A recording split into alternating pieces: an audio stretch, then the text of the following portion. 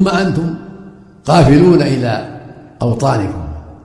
بعد هذا العمل العظيم وهذا النصف العظيم، فالجدير بكل واحد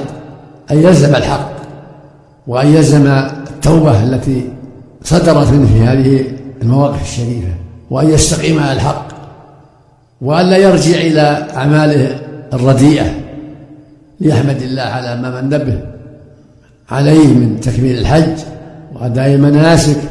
والوصول إلى هذه البقاع الشريفة، ليحمد الله على هذا وليسأله القبول والمغفرة وليسأله الثبات على الحق، ليسأل ربه الثبات على الحق،